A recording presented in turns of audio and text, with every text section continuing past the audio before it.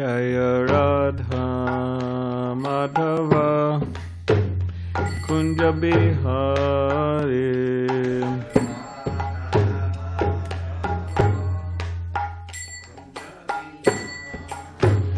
Jaya Radha Madhava Kunja Bihari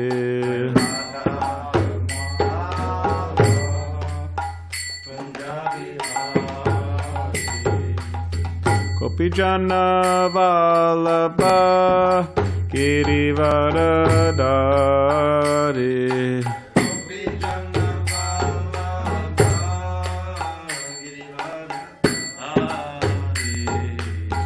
Gopijana Vallabha Girivaradari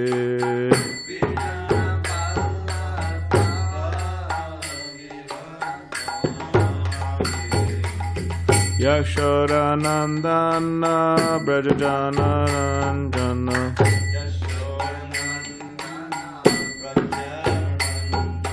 Yashodanandana Brajajanaranja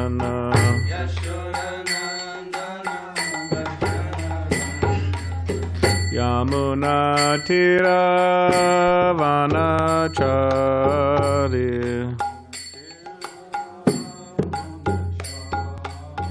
Yamuna Tira Vanachari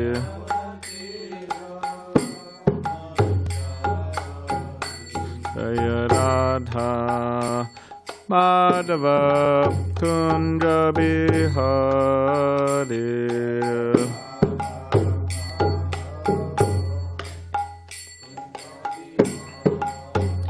Jaya Radha Madhava Kunja Bihari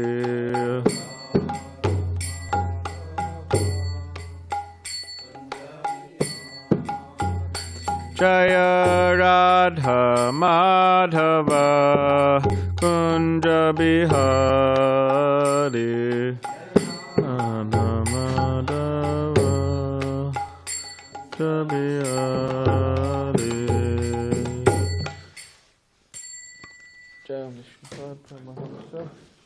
Parivrajakacharya Ashtotara Srimad Divine Grace Bhaktivedanta Swami Prabhupada Ki Jai Grantaraj Srimad Bhagavatam Ki Jai. All glories to the assembled devotees, all glories to the assembled devotees, all glories to the assembled devotees, all glories to Sri Guru and Sri Gauranga.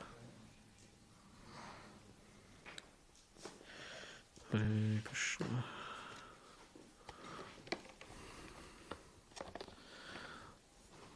Om Namo Bhagavate Vasudevaya.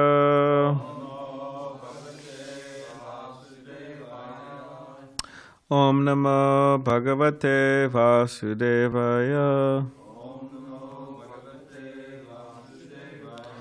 Om Namo Bhagavate Vasudevaya.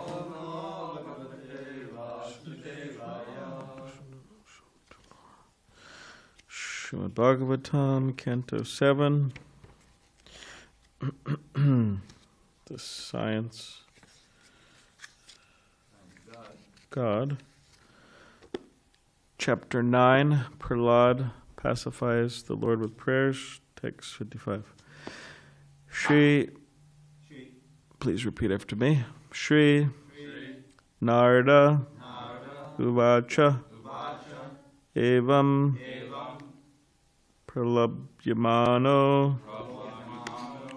Pralobhyamano Pi Varai Loka Pralobanai Ekantitvad Bhagavati Naichat Tan Asurotamaha Shri Nārada Uvacha Evam Pralobhyamano Pi Pararloka Pralobanai ekantitvad bhagavate naichatan asurtotamaha. Shri Nārada uvacha evam pralobhyamanopi hararloka pralobanai ekantitvad bhagavate naichatan asurotamaha. Shri Nārada uvacha hararloka pralobai excuse me. Evam pralobhyamanopi vararloka pralobanai ekantitvad bhagavate naichatan asurotamaha.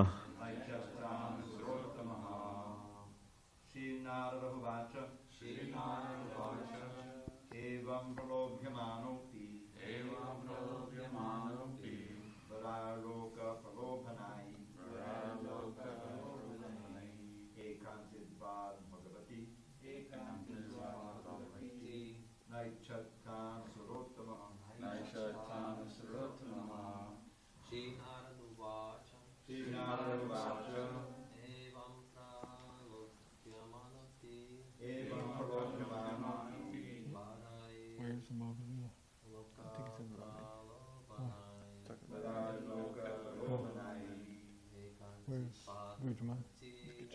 Why? Why would they come?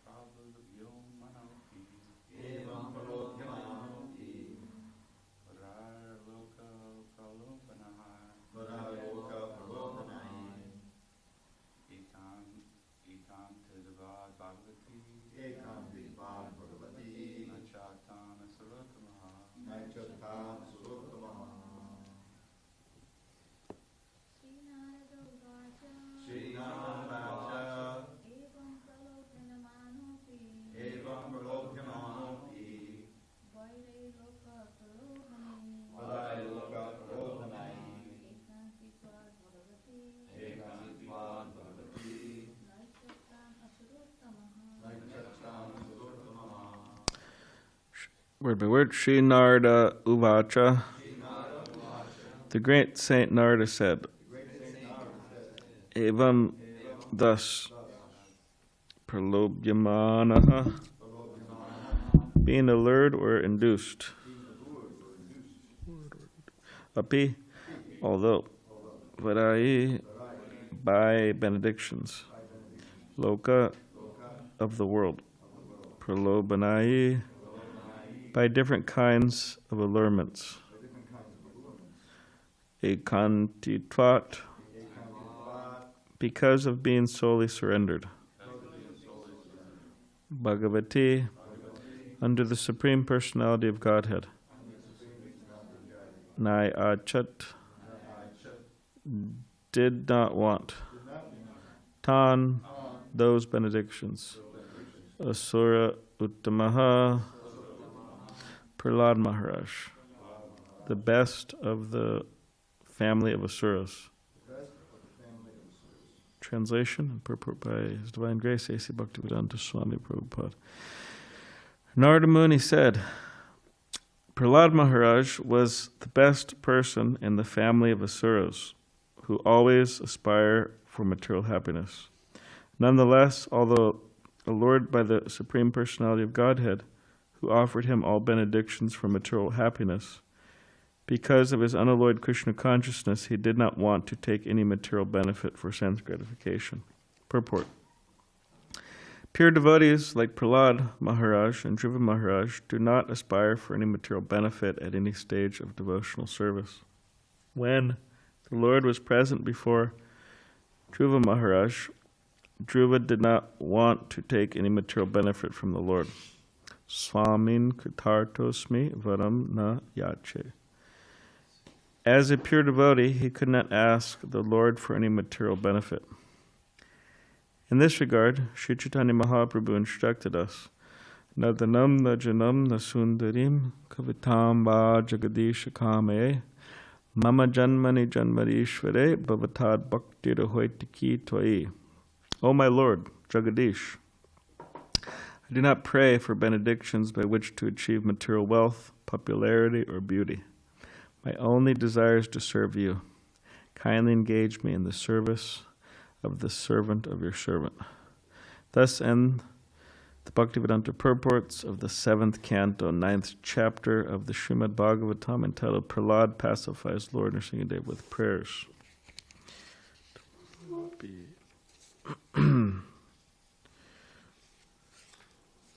Om Gyanativedandasya Gyananjana Shalakaya Chakshulanmilitam Yena Tasmai Shri Gurave Namaha Kam Karidvachalam Pangam Langai Tegirim Yakripatamaham Bande Shri Gurun Dinitaranam Bacha Kapadurubhishcha Kripasindubevacha Patitanam Pavanebhyo Vaishnavebhyo Namo Namaha Jai Shri Krishna Chaitanya Prabhu Nityananda Shri Advaita Gadadhar Shivasadi Gaura Bhaktivinda Hare Krishna Krishna Krishna Hare Hare Hare Rama Rama Rama Hare Hare.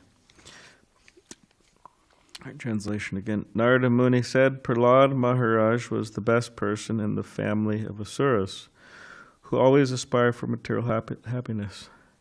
Nonetheless, although allured by the Supreme Personality of Godhead, who offered him all benedictions for material happiness, because of his unalloyed Krishna consciousness, he did not want to take any material benefit for sense gratification.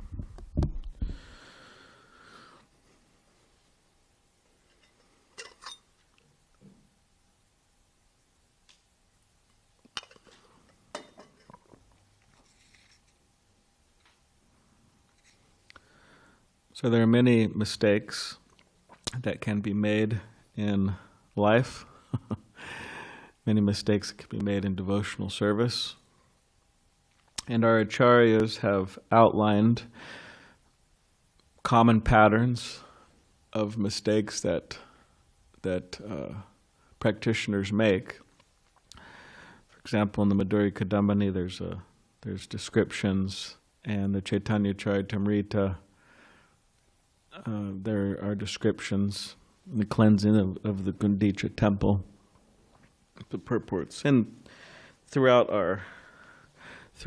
so many Vaishnava books, Vaishnava literatures, there are cautionary stories. The Bhagavatam is actually full of cautionary stories.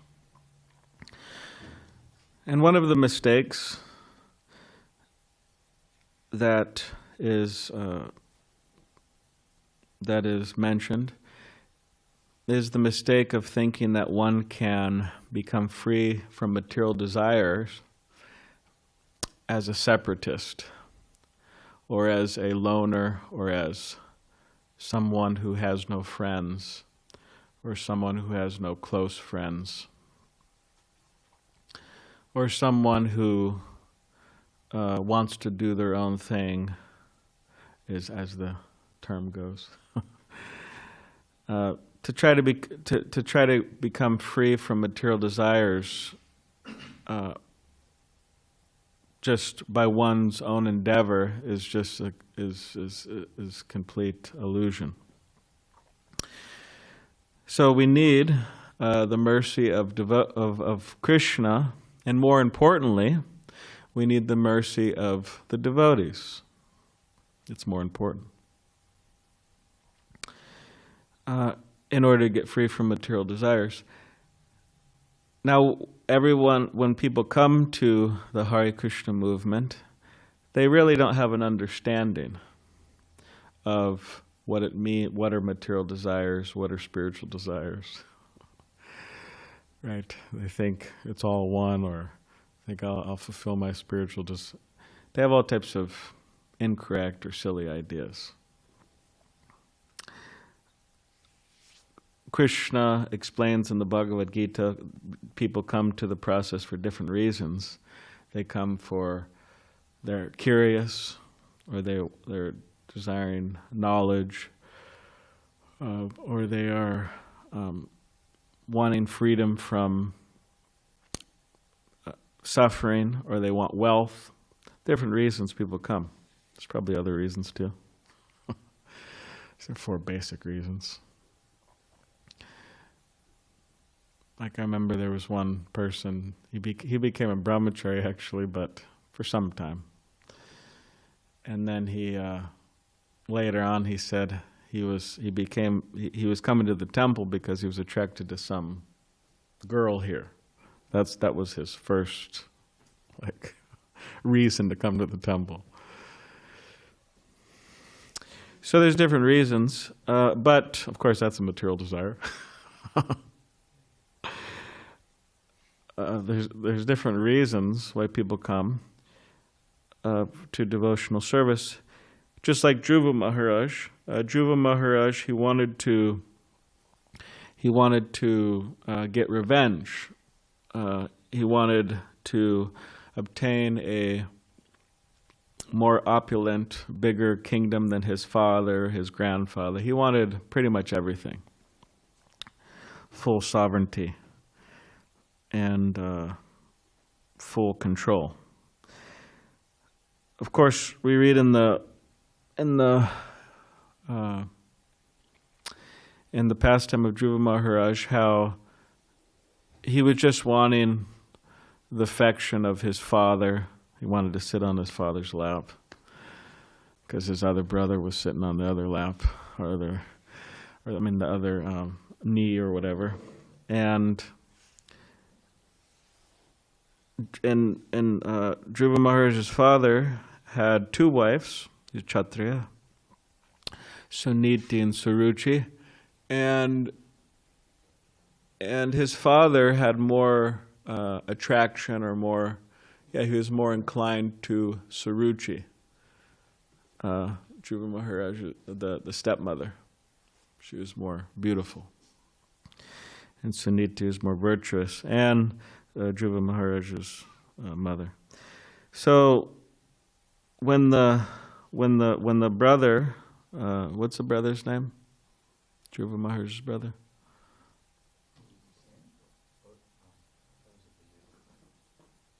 What is it? Huh? Anyways. Yeah, when Dhruva Maharaj's, when Suniti's son was sitting on the lap, Dhruva Maharaj, he wanted to climb on his father's lap, and then Suruchi said, "Can't do that. You're not going to sit on your father's lap. And actually, if you want to sit on your father's lap and get the reciprocation you're looking for, you'll have to die, and then you'll have to take birth in my womb." So it was a real ruthless, nasty statement, actually. Just really unkind, cruel. Child abuse. So at that Kshatriya, he has that Kshatriya, say, blood flowing through him, passion and warrior. So he became angry, and he went to his mother, Suniti, and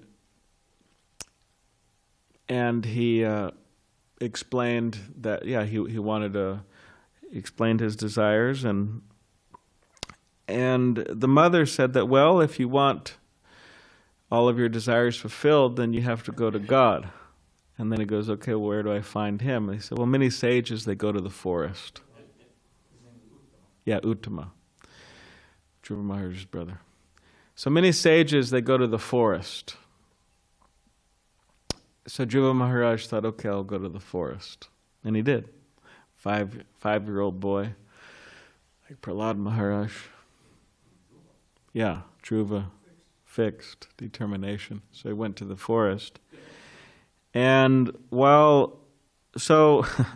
he wasn't going to the forest to search out God for pure devotional service. It's not that he wanted to find God just so he could serve him. He wanted to find Krishna so that he could offer him beautiful prayers or serve him in different ways. He wanted to approach Krishna to fulfill his material desires. It had nothing to do with pure devotional service. So many times when people they come, or practically all times when people they come to the Hare Krishna movement, they don't come on the basis of pure devotional service. It's not that I just want to serve and I don't want anything else. It's a mixture. They want freedom from distress or whatever it may be. So Dhruva Maharaj, he went to the forest, and then he happened to see Nārada Muni. Of course, we say happen, as Nārada Muni, he's always at the right place at the right time.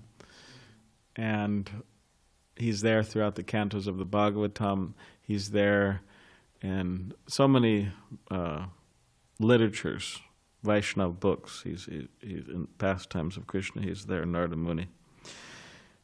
And Nārada Muni has an interesting history. If you read, you could read about it in actually in this canto, the 7th canto, towards the end, it talks about his life before he was the son of a Shudrani.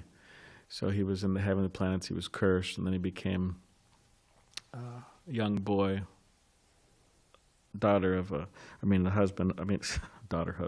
son of a maidservant, and then eventually became Nārada Muni. So, but Nārada Muni, he was there, and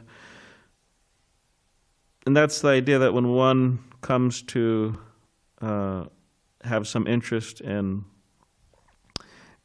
God or in Krishna, then Krishna will send a spiritual master. The Chaitanya Charitamrita, Brahmanda Brahmate Kon Bhagavan Jeev Guru Krishna Prasade Pai Bhakti Lata Bij, that souls are wandering from species to species, planet to planet, all over the universe, and a Bhagavan Jeev, a fortunate soul, by the mercy of Krishna, they come in contact with an authentic spiritual master.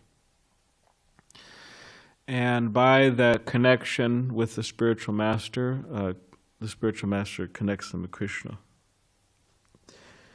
So, and how does he do that? By giving him the process of devotional service, the process of bhakti yoga. So Nārada Muni, he gave him the process, Dhruva Maharaj the process, Om Namo Bhagavate Vasudevaya, he was chanting, performing severe austerities, which are described in the Dhruva Maharaj pastime, so many austerities he's performed, inconceivable austerities. Definitely people will, if we ask people to do such similar austerities, we wouldn't get any members. No guests at the lounge, no guests at the Sunday feast, no brahmacharis.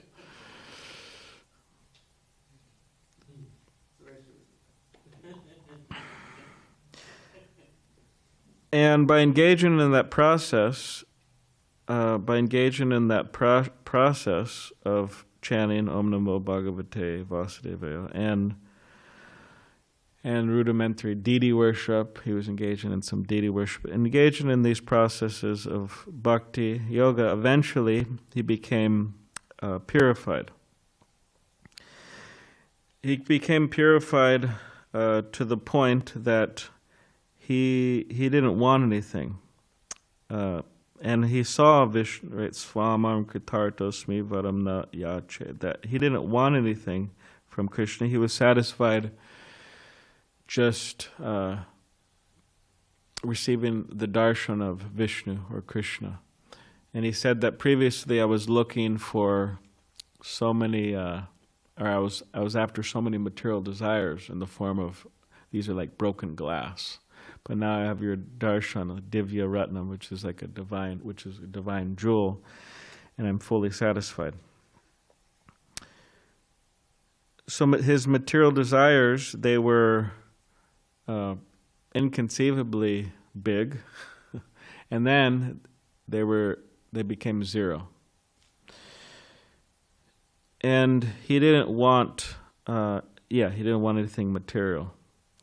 And Srila Prabhupada quotes Chaitanya Mahaprabhu, he's teaching us, Nadanam Najanam Nasundarim Kavatam Vajagadisha Kamaya Mama Janmani Janmari Ishware Bhavatad Bhakti Hoitaki Twaye.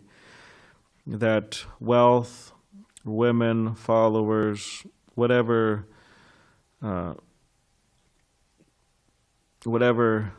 enjoyable things, that materially enjoyable things that can be obtained in this world, Chaitanya Mahaprabhu said, I don't want any of that, but I just want pure devotional service, to be your servant life after life. And as Srila Prabhupada mentions here, be a servant of your servant. So this is, of course, seems like a very high, it is a very high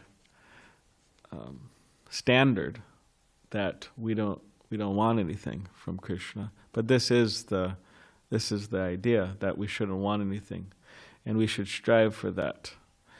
Strive to attain pure devotional service, which Chaitanya Mahaprabhu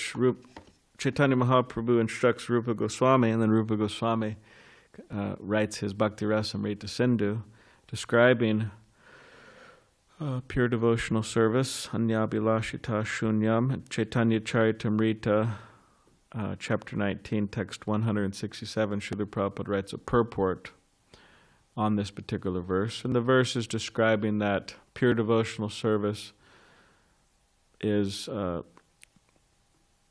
described to be, or defined as, completely free or completely devoid of any other desire than to serve Krishna favorably according to his likes, according to his preferences. And it's free from karma, or fruitive activity, or jnana, and personal, the desire for personal liberation or personal knowledge, and adi, etc. There's so many things that are classified as material desires.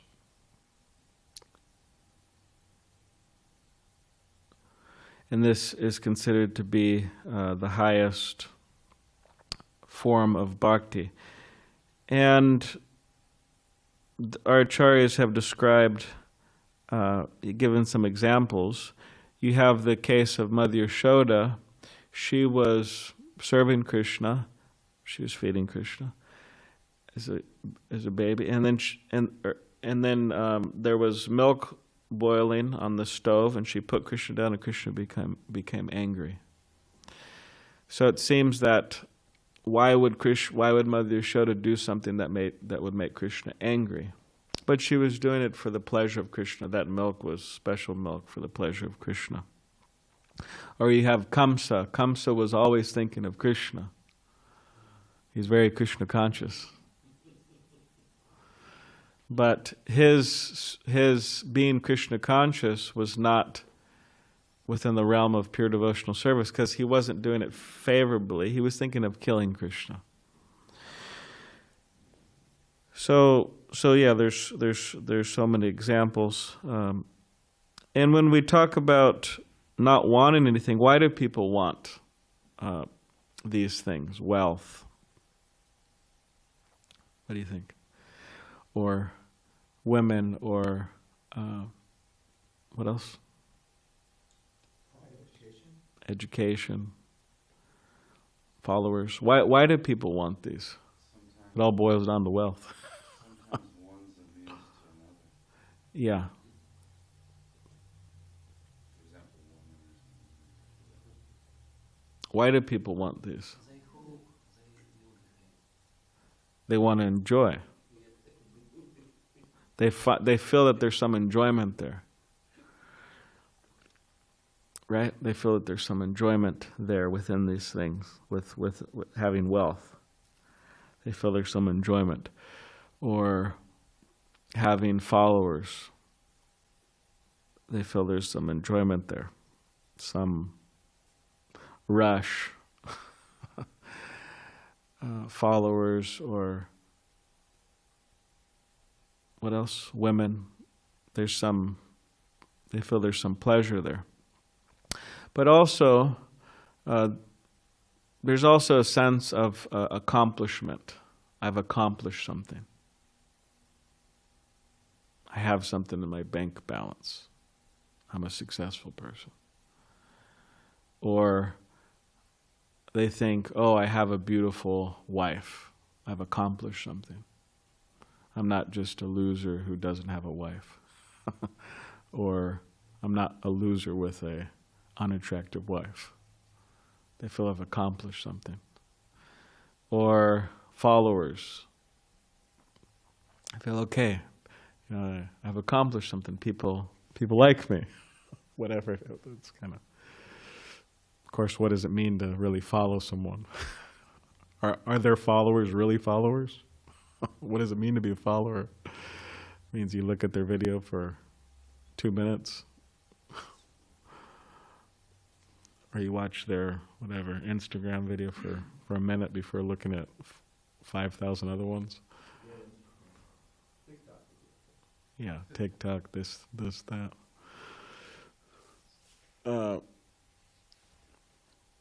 So people feel that there's some that there's enjoyment enjoyment, accomplishment.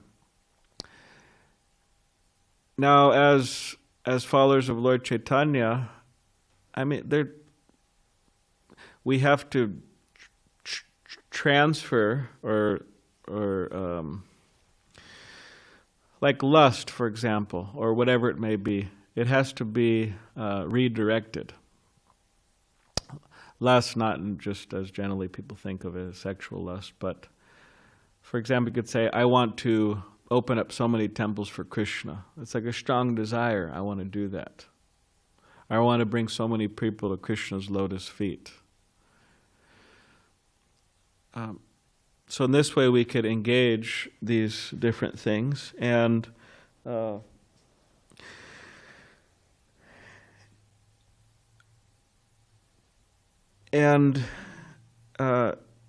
especially for people who haven't reached the highest levels of Krishna consciousness, this idea of accomplishing something is important. Sometimes, or not sometimes, maybe very often, if you happen to be a brahmachari for a number of years, you'll have younger brahmacharis ask you questions. Oh, how can you stay a brahmachari for a long period of time? Or they may ask you to give classes like that. Oh, please give a class to our brahmacharis. There's this idea that to stay a brahmachari for long periods of time is a glorious thing and it should be done by all as far as possible, and people have these desires. But to want to accomplish something for Krishna's pleasure, not for our own glorification, but for Krishna's pleasure, it's a great thing. There's a mission of Chaitanya Mahaprabhu. We have external activities, which is the mission of Chaitanya Mahaprabhu, which is not less important, because when we say external, it doesn't mean Maya. We have our external activities in this world, spreading Krishna consciousness, but we want to accomplish something for Krishna, for the pleasure of Krishna. Those who have life can preach. A dead man cannot preach. A dead woman cannot preach. So to accomplish something means to bring people to Krishna, to keep the yatra, keep the New Govardhan alive. It doesn't become a dead place or a place that is wiped off of the map. It happens sometimes. Temples are wiped off of the map. Either they're there and everything's going on very mechanically and with not much enthusiasm, or literally wiped off the map. So this gives some idea of the need to accomplish something for the pleasure of Krishna, for the pleasure of the spiritual master. That's what he wants. So that's important. And I wouldn't say just how to stay a lifetime brahmachari, but just how to be a happy devotee. You have to try to contribute, try to accomplish something for the pleasure of Krishna. Or else, please Krishna, give me wealth. Give me women, give me followers. And I don't want to serve you. Please, just give me all types of material things and let me enjoy this world and let me accomplish something in this world and be seen as an important person. Because what else is there? You have to go one way or the other. Of course, people go back and forth and people go up and down and left and right, but if we want to get free of all of these things, which is the whole idea, then we have to try to accomplish something for Krishna's pleasure, for the spiritual master's pleasure. Right? We sing every day that the literal translation is not that your glories are spread throughout the world, but may your glories be spread throughout the whole world. It means it's the business of the disciples, it's the business of the followers to spread the glories of Srila Prabhupada as the founder Acharya throughout the three worlds. Okay, is there any question? Or no? All right, Gruntraj. Yes, Stuart. Comments. There's two words that really came up in, well, one of them came up in the class, although it wasn't articulated, but that's what you're talking about. Sublimate. Now, sublimate is an English word that usually means to, exactly, I look it up and it says to redirect something like sexual energy into a more wholesome moral direction. But the actual ultimate meaning of that word is what we're trying to do. The very same energy of sense gratification becomes dovetailed or redirected toward service to Krishna and becomes sublime. Freud hijacked that word, huh? Huh? Did Freud hijack that word? I don't know if it originally meant, No? you know, Oh, he didn't use it. I thought he used it.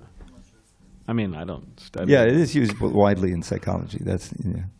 But the thing is, that's a good word for us. I mean, these meanings of words change; they get broadened, and it's exactly describing. You can describe what we're trying to do is to redirect this energy to serve Krishna and make it pure, and that's what happened with Dhruva.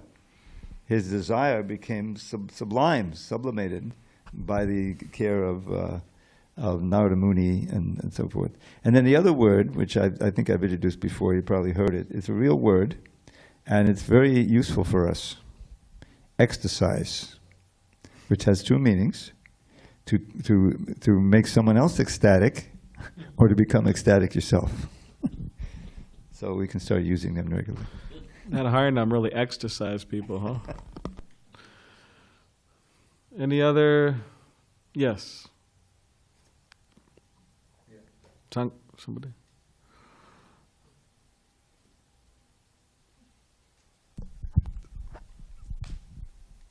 Thank you so much, Prabhu. Thank you. It's not working on the mic. I think it was working. Okay. So, okay. Yeah, it's working.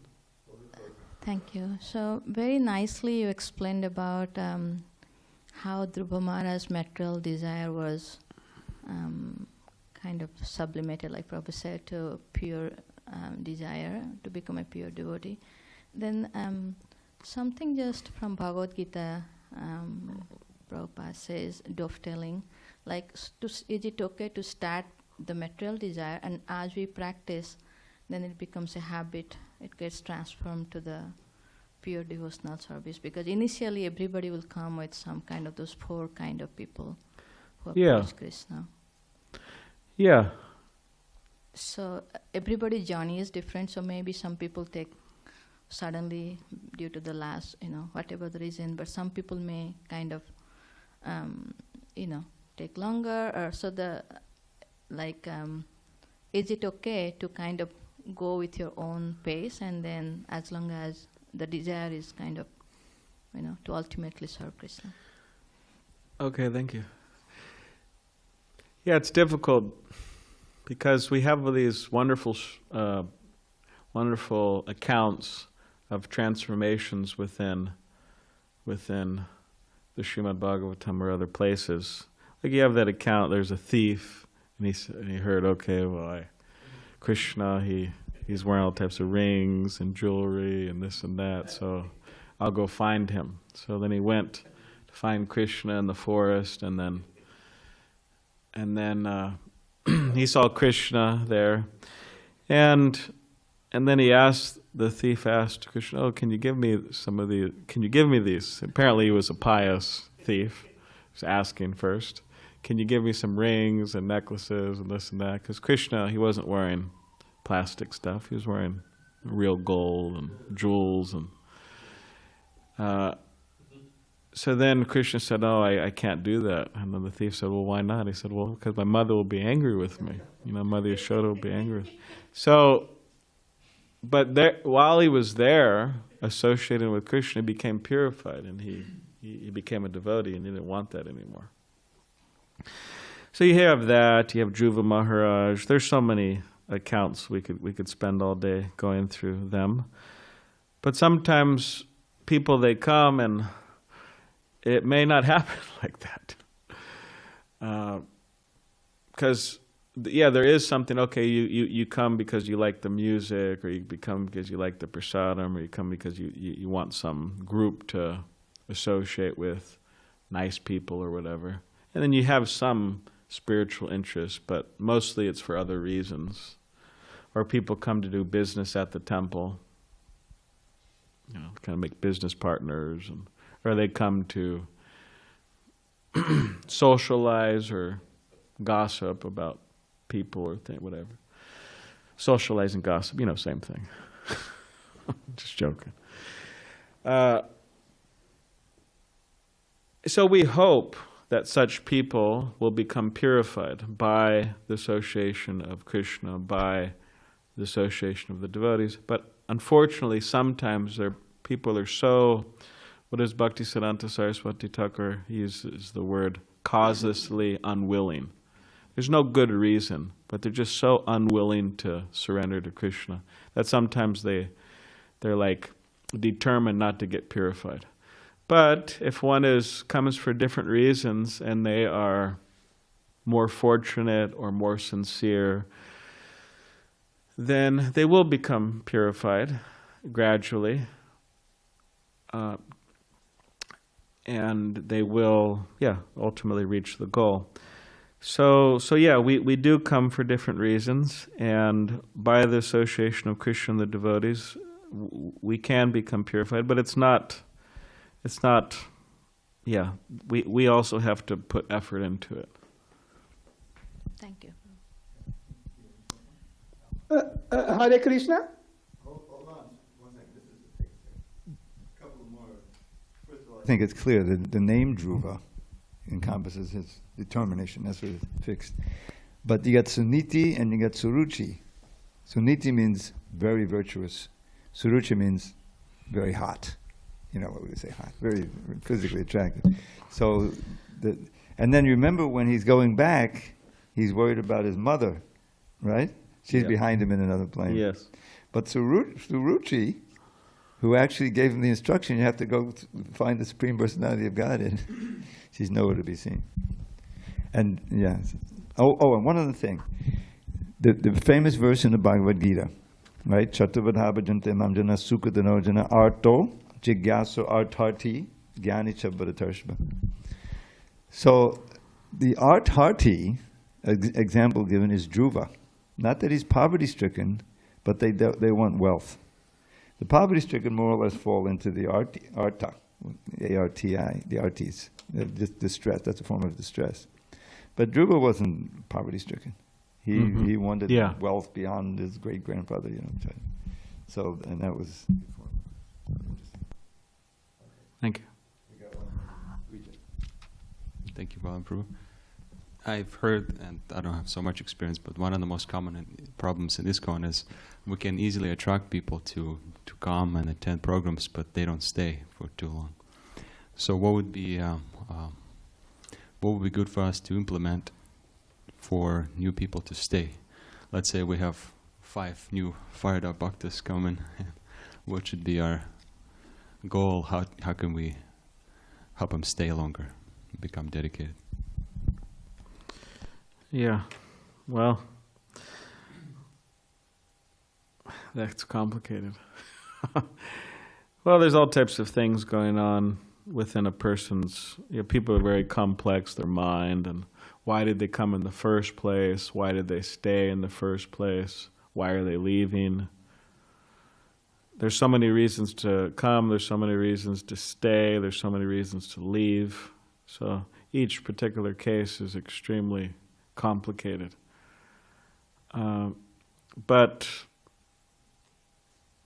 people, if they feel that they have some friends, and it's not that we should just become people's friends just so that they, like, I'm your friend so you stay in my group. But we become friends with people because they're part and parcel of Krishna, and we're all intimately connected on the spiritual platform, and so on. We're meant to. We're all connected, so it's just acting in reality. You become friends with people. You become their well-wishers. But unfortunately, sometimes people may not feel that, or sometimes devotees may not become friends with people. There's not that close bond of friendship that has developed. I mean, sometimes people, they may not even be so serious about Krishna consciousness, but they remain friends with devotees for some time, and hopefully later they become more purified. But without friends, they're like, well, why should I be here? I mean, I don't have any friends. It's a common emotion. So we should try to become friends with people and try to help them. Friends means to help them, and Krishna consciousness help them make advancement. And there should also be some follow-up. I think Navina Nārada Prabhu, he said devotees are great at introducing people to Krishna consciousness. They're less great with, he says something like less great with educating people in Krishna, I don't know, something like that. But he said, they're terrible with follow-up. Forgot the exact, so don't quote me on it. But the terrible with follow-up, that's exact. Which, I mean, how much do we follow up with people? They come once or twice, or maybe they come for a year. Nobody has their number. Nobody knows where they live. And then they just disappear, and there's no way to really find them or communicate with them. You've lost them pretty much. Or maybe you have their number, where you don't call them. I mean, so that has to be there. This showing some care in that sense, that hey, we're thinking about you, and is everything okay, and so on. But it's the soul's free will. Some people, they're not fortunate enough. They're not. It's a very unfortunate age. So not everybody is able to stay the course. But we should try our best to try to help them. Just a follow-up question about friendship. In the brahmachari ashram, what does it take to develop friendship? Does it take a common goal or responsible leadership? There's 3 things. I heard this from Veer Chandra Prabhu, and here he was talking with one devotee recently. Of course, there's many things. There's 15 things. There's 6 things. But I was just thinking, because he mentioned this to me the other day, that one is that we have to have some common service together. And then 2 is, what is it? We have to have a common goal that we're trying to achieve. And 3 is,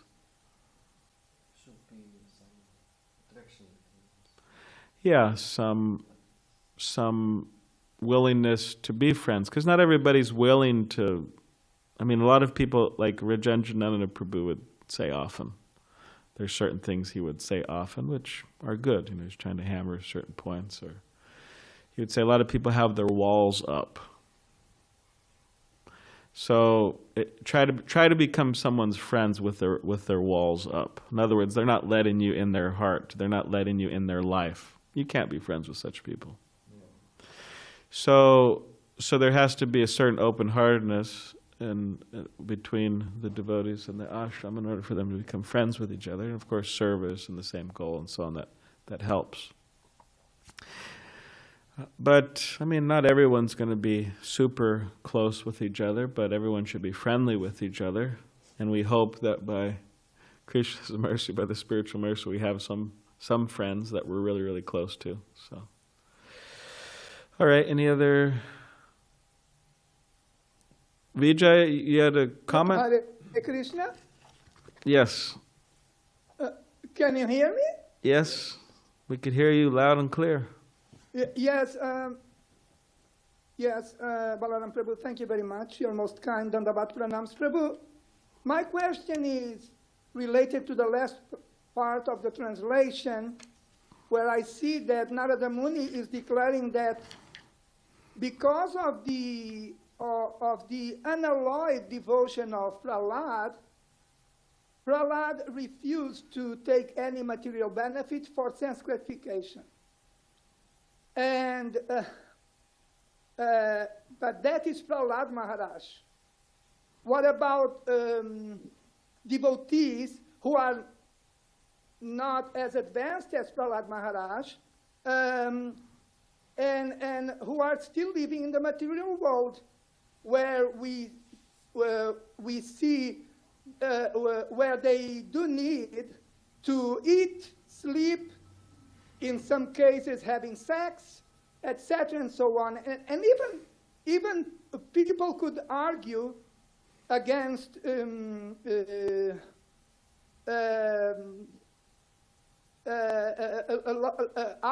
could argue like I am going to say now, like follows. You Hare Krishna say that you are unalloyed, pure, etc., but I see you eating, I see you sleeping, mating, etc., and so on. The real unalloyed devotees are the ones who go to the Himalayas and place themselves inside caves in complete renunciation of the pleasures of life. So based on all of this, my exact question is, how can you develop unalloyed devotion for Krishna while living in the material world, where you are forced to do at least the basic, to accept at least the basic material benefits like eating, sleeping, if needed, mating, etc., and so on? All right, thank you. You're welcome. Well, we have to train our minds and to always think of Krishna and to see everything in relation to Krishna. So, yeah, I mean, in order to exist in this world, our acharyas, they never told us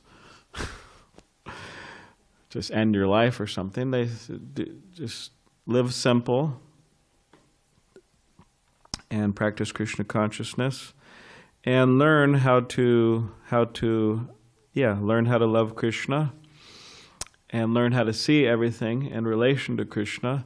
And in this way, instead of seeing things in relation to ourselves for our own selfish enjoyment or our own selfish accomplishments, we can see and utilize everything for the pleasure of Krishna and Krishna consciousness. So it's a matter of training our mind and ultimately purifying our consciousness, because ultimately we have to purify our consciousness in order to see things properly.